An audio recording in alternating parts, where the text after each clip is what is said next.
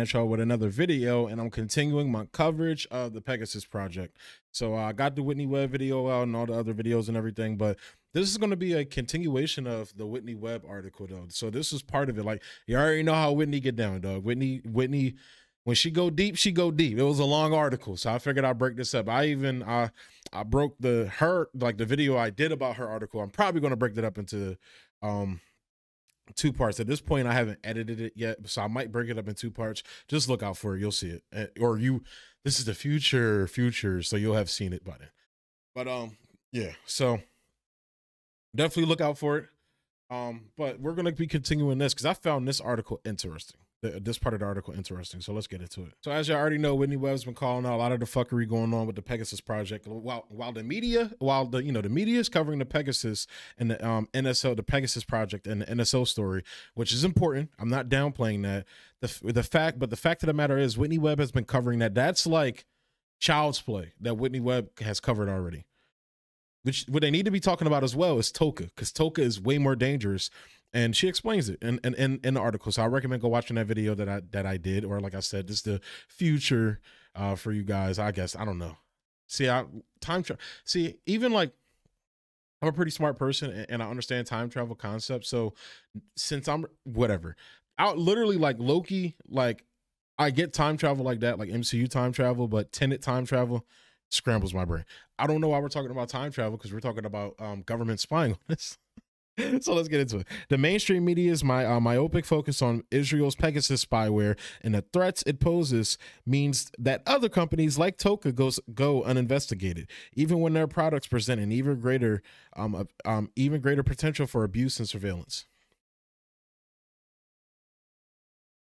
So, and again, this is the part. This is the part of that article that I found interesting. Yet Israel's weaponization of its tech industry and the global use of its spyware offerings by governments and security agencies around the world must be addressed, especially because it has been explicitly weaponized to prevent non-violent boycotts of Israel's occupation of Palestine. So they've been using it to shut down the BDS movement, including those solely based on humanitarian grounds or out of respect for international laws that Israel routinely breaks.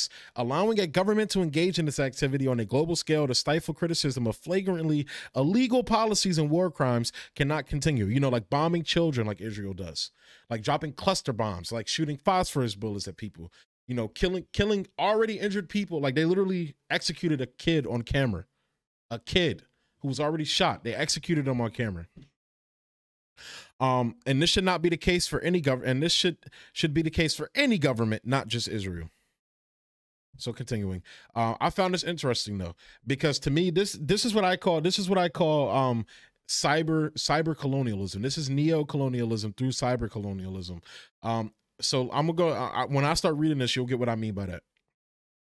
World Bank IDB aid Toka in targeting Palestine's allies. Who are their allies? While the ties between Toka and Israel's national security state are clear as day, what is also significant and unsettling about this company is how its entry into developing and developed countries alike is being facilitated by global financial institutions, specifically the World Bank and the Inter-American Development Bank. Notably, these are the only deals with governments that Toka advertises on its website, as others are not made public.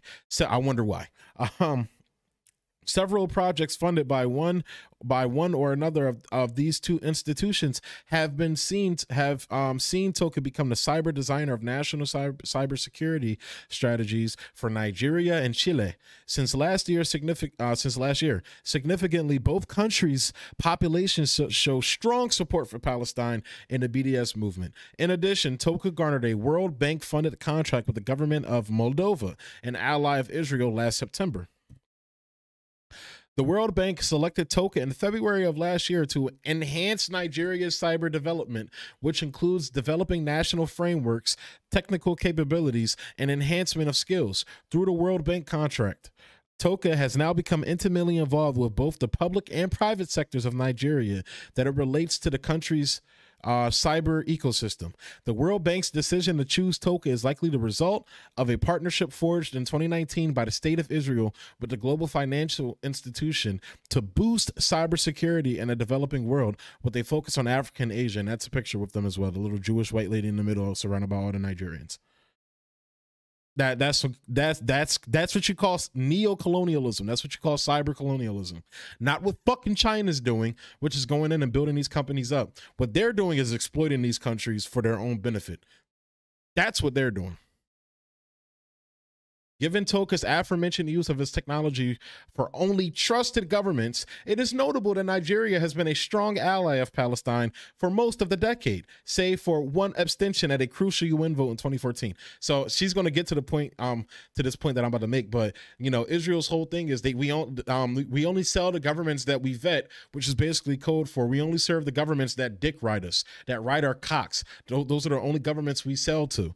We don't sell to people that are pro-Palestinian. We don't sell to people that we have active, you know, long-standing conflicts with, like Israel or not Israel, like Syria, like Iran, like Yemen. We don't sell to those countries. But I'm going to reveal to you the reason why they sell to countries like Nigeria. We'll get to that. In addition to the government, numerous student groups, human rights organizations, and Islamic organizations in the country are outspoken in their support for Palestine. With Toka's efforts to offer its products only to countries who align themselves with friendly countries, their now intimate involvement with Nigeria's cyber development could soon have consequences for a government that has tended to support the Palestinian cause. This is even more likely given Toka's CEO Rosen's statements at an April 2021 event hosted by Israel's Ministry of Economy, where he emphasized the role of cyber in developing countries, specifically in terms of their national defense and economic strategy.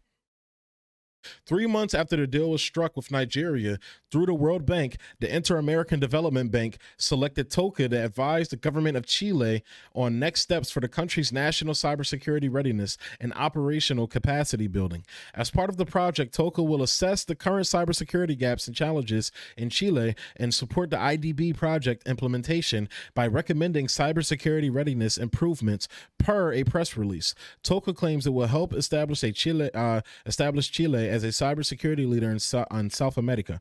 Regarding the deal, Toka's response stated that he was thankful that the IDB, Toka's Rosen stated that he was thankful that the IDB had provided us with this opportunity to work with the government of Chile. In other words, we want to thank the government for helping us, you know, cyber colonialize the country. One of the strongest supporters of the enemy people to our country, the Palestinians, and we're going to subvert that shit, you know, subvert things like BDS in our company. That's what that's code for. She's about to get to that. Israel signed consequential agreements for cooperation with the IDB in 2015 before further deepening those ties in 2019 by partnering with the IDB to invest $250 million from Israeli institutions in Latin America specifically. Toka's executives are pictured with Chilean officials during a 2020 meeting in Santiago. Like Nigeria, Chile has a strong connection with Palestine and is often a target of Israeli government influence efforts. Through the current far-right government of Sebastián Piñera has grown close to Israel. Chile is home to the largest, I repeat,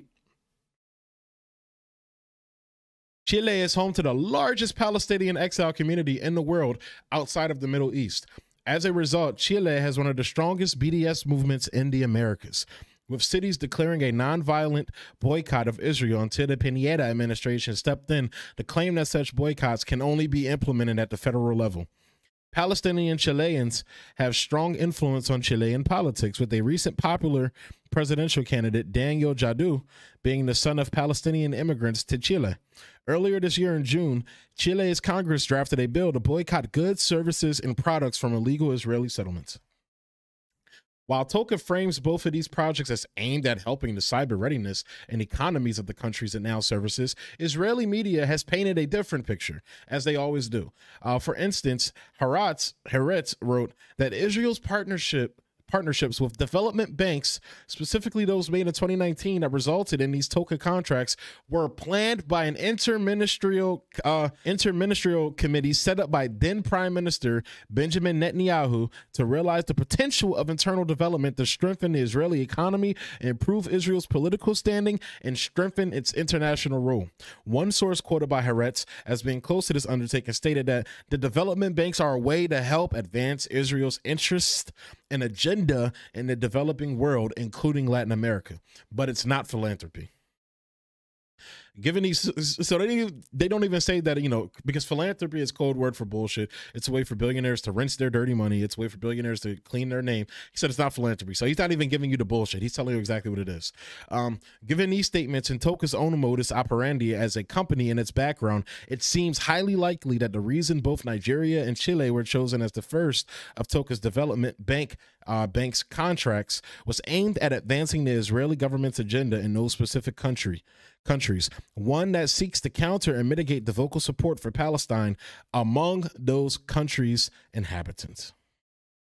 And that, folks, is why I call it neo-colonialism. That is why I call this cyber colonialism. And that is exactly what this company Toka is doing. And we need to be fucking talking about this. So why is Sam Cedar not talking about this? You know, why is fucking TYT, you know, Cenk Uygur and fucking Anna Kasparian not talking about this? Why is David Dole not talking about this? Why is Humanist Report not talking about this? Why is Kyle Kalinske not talking about this? Because they're all fucking shit libs and they don't really give a shit. They don't want to step on the toes of the hand that feeds them. Why is AOC not talking about this? Why is Bernie not talking about this? Why is it Rashida Tlaib not talking about this? A fucking Palestinian woman. I haven't heard Ilhan Omar say a fucking word about Joe Biden after he bombed her fucking home country. That's what these people are there for. They're there to pay to pass. They're Obamas. They're Obama 2.0. That is exactly what they are. They're a potent form of Obamas within the progressive movement to sheep herd you into the Democratic Party and do bullshit like this. And it's even worse for people like that. It's even fucking worse for people like that. Just like it's worse for Ayanna Pressley and Cori Bush and Jamal Bowman's bitch ass to sit up there and vote for that police bill or abstain, whatever the fuck they did, that allowed Nancy Pelosi and them to pass that police bill. It's even worse when it comes from your own people. It's even worse when Ilhan Omar doesn't speak up for Somalia as a Somalian refugee. It's even worse for Rashida Tlaib not to call this fuckery out as a Palestinian woman. And that is why I say, fuck the squad. They're frauds, fraud squad. And we need to take the power into our hands, which is, you know, with things like March for Medicare for All and other things outside of electoral politics, because that's not going to help us. That's not going to save us. So with that being said, guys, I'm going to go ahead and close the video out there. Man, Whitney Webb does great work, man. She gets fired up every time. Fired up. You want to get nuts? Let's get nuts. I love Michael Keaton. I'm going to go ahead and close it. He's probably a shit lib, though, unfortunately. So I'm going to go ahead and close the video out there, guys. Thanks for tuning in. As always, like, comment, subscribe, and share. Emphasis on all that, because y'all know YouTube be keeping me down. But we shall rise. We shall rise. If you're on Odyssey, keep showing me love, man. I love talking to y'all on there. I love the love y'all be showing me. And yeah, thanks for tuning in.